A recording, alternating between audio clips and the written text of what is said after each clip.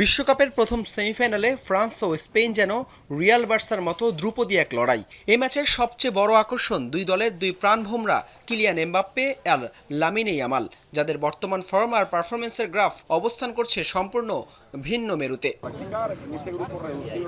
এবারে বিশ্বকাপে Kylian Mbappe আছেন তার ক্যারিয়ারের অন্যতম সেরা ফর্মে। গ্রুপ পর্ব থেকে শুরু করে কোয়ার্টার ফাইনাল, তার পায়ের জাদুতে ফরাসিরা প্রতিপক্ষকে দুমড়ে মুচড়ে দিয়েছে।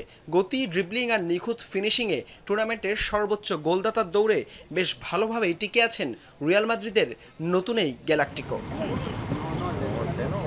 অন্যদিকে বার্সা বয় লামিন ইয়ামালকে নিয়ে টুর্নামেন্ট শুরুর আগে যে প্রত্যাশা ছিল তার প্রতিচ্ছবি যেন মাঠের পারফরমেন্সে এখনও দেখাতে পারেনি। তবে স্প্যানিশ ডাগআউটের বিশ্বাস, সেমিফাইনালের মতো বড় মঞ্চেই হতে পারে ইয়ামালের খোলস ছেড়ে বেরিয়ে আসার মোক্ষম সুযোগ। এমবাপ্পের পাশাপাশি ফ্রান্সের মাঝমাঠের দখল থাকবে তার রিয়াল মাদ্রিদ সতীর্থ ওরেলিয়া চুয়ামনির হাতে। অন্যদিকে স্পেনের ডাগআউটটি যেন এক টুকরো বার্সেলোনা। ইয়ামালের অফ ফর্মের দিনেও স্পেনকে সেমিফাইনালে তুলেছে পেদ্রি, গাভি আর দানি ওলমোদের নিয়ে গড়া বার্সা মিডফিল্ড ব্লক।